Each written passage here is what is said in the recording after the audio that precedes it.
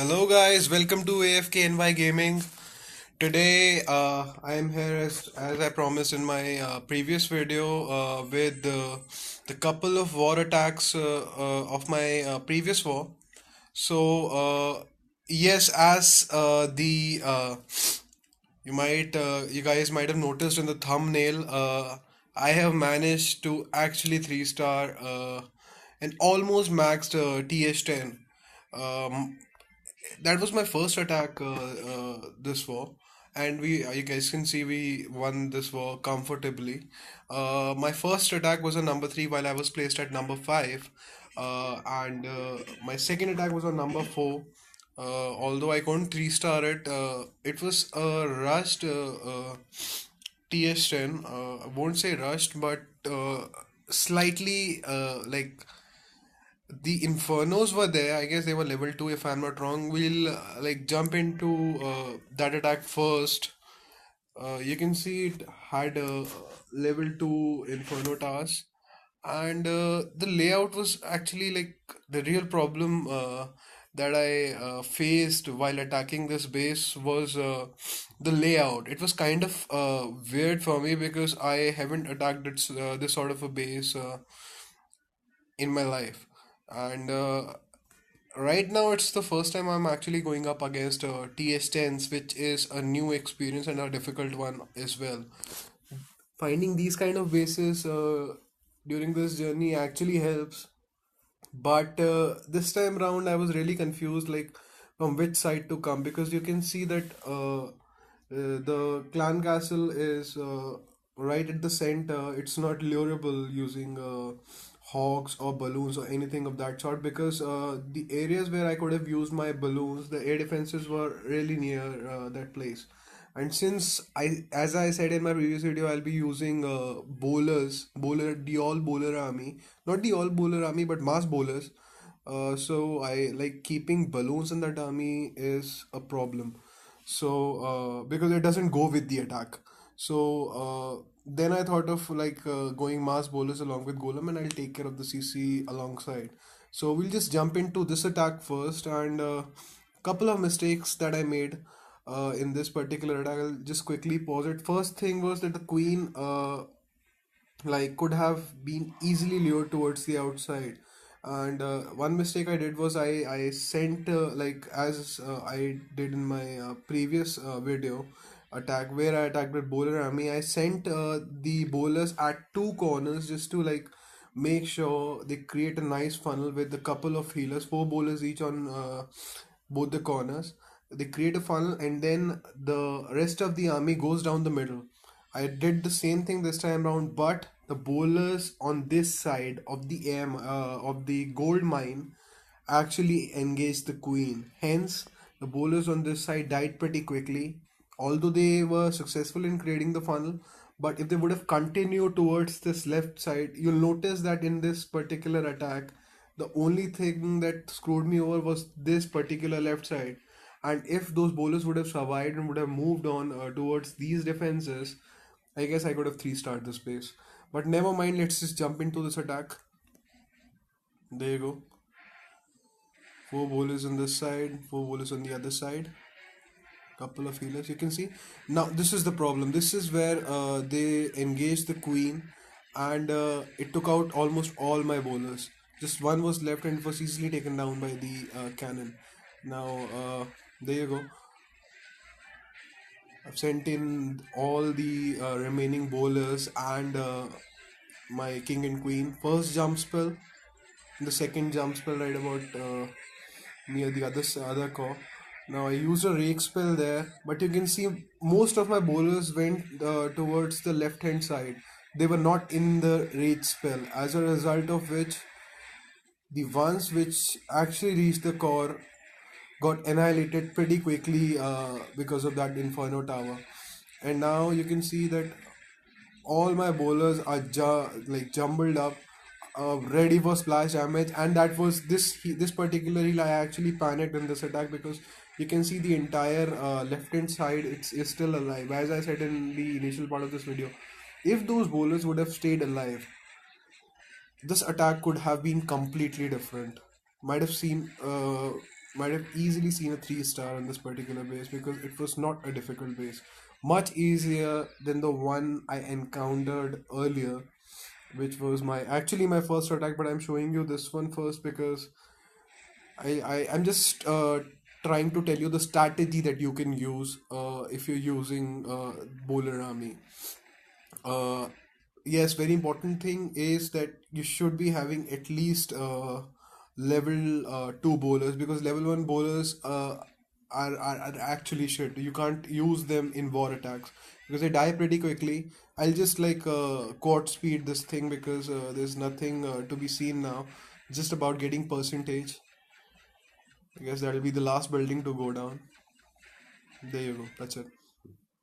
So this was my first attack. And now coming to the attack that I was really excited to show you guys, and that is on number 3. Let's just quickly jump into it. I'll just quickly scout the base for you. You can see it has level 3 infern. I'll scout it before like jumping into the replay because I just want you guys to be completely sure that this particular base was in fact a nearly maxed TS10. There you go. Level 3 Inferno Task. Level 4 Expos. And he had all three Expos at level 4. And you can see the Vistas, the Archer Tars, all maxed out. Level 12 Archer Tars, level 9 Vistas. Cannons, and no, cannons were not maxed. A couple of them, I guess. Yes, most of the cannons were not maxed, but all the Archetas, Inferno Tar, and the X-Bows were actually maxed on the space. Let's just quickly jump into it. I did the same thing again, 4 bowlers with a couple of healers on each side. I'll do it on the other corner as well. Notice where I placed my bowlers. Now, while they're doing splash damage, they not just kill that elixir collector, but they also kill the cannon alongside. So you have to be really efficient with your bowler placement. And you can see that these bowlers, how beautifully these the bowlers at the corner are taking out things without any problem. And there's a good bowler walk taking place. Now I've sent down remaining squad exactly down the center. Poison spell for the clan castle troops. Couple of rage spells and 2 jumps. There you go. And you can see how beautifully the bowlers are doing their job. And this is where like I thought that maybe another jump spell would have like really helped. I couldn't have carried the wall breakers because you can see, I'll just quickly pause the video. Now, this particular wall, there are 2 layers to this wall, so wall breakers won't help. They'll only be able to go through one part of this wall, maybe the outer layer, but the inner layer will still be there. So I was like, I had to use a jump spell on this section. And the second jump was right about here, right on the about the clan castle. This was the second jump spell. You can easily see it, and then now you can see all my bowlers are jumbled up towards this side, and you'll see many of them will actually die. And then I just randomly send down my wizards just to help with the cleanup. Giant bomb goes off, but no problem because there are healers on that particular bowler. Now the healers will switch on to the heroes, which was a very crucial thing as far as this attack goes. Now you can see on the left hand side the healers have vanished. Now there are no healers in the bowlers, but there is a golem, or shall I say was a golem, alive. Now the golemites running across, but none of the defenses, they're not able to distract any of the defenses up till now. So heroes are on their own. The only thing I was wondering was just a single, how come a single cannon is doing that much damage to my heroes? Sorry, not the cannon, I meant the Archata. But you can see by the end of this attack, uh, both my heroes will be alive. Spoiler alert. And a good amount of bowlers as well. And this base is done. So when I say that bowlers, even level 2 bowlers. You don't have to be a TS 10.5 in order to be challenging or rather efficient as far as war goes. A TS 9.5 as well, having level 2 bowlers can actually 3-star any TS10 layout, considering it has max troops and very importantly, good level of their heroes. Because you can see in that attack, the most important thing which helped me grabbing that 3-star were my heroes. If they would have died, result obviously would have been very different. So although I won't say that my heroes are very high level, but they're decent level.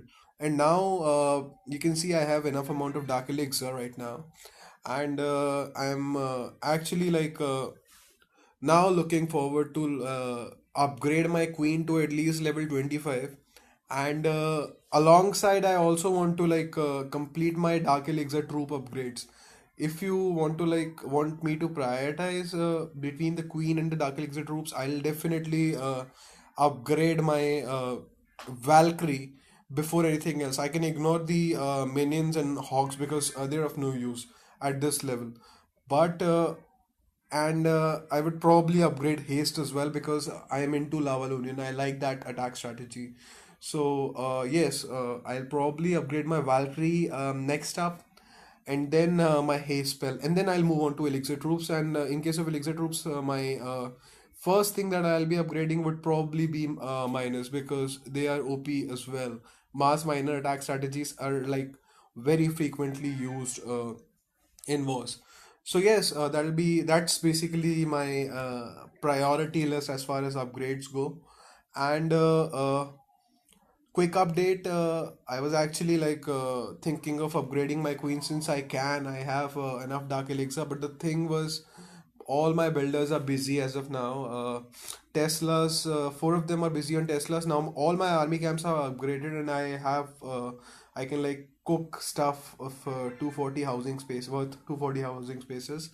And another thing that I've done in my base is I have put one of my archer towers. I'm thinking of upgrading my archer tower since I'm getting a good amount of gold.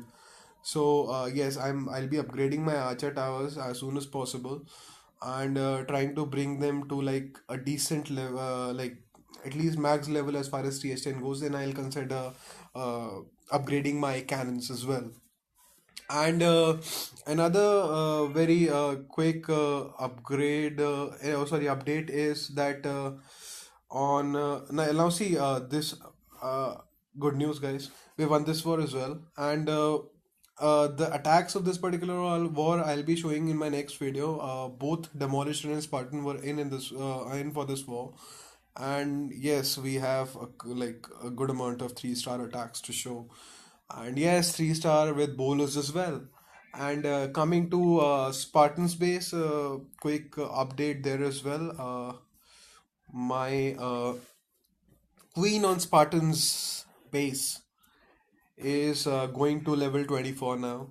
So yes, we'll be having although Spartan is out of the next war, he just keeps coming in and going off wars.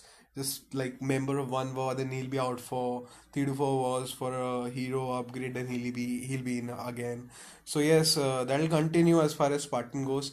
But yes, I'm still in for the next one with Demolisher.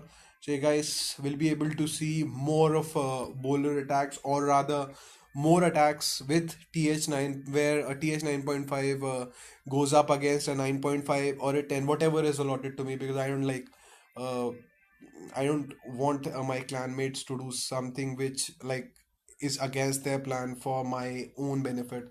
So yes, that's pretty much it for this video, guys. Make sure you like and subscribe to the channel, and until then, peace out.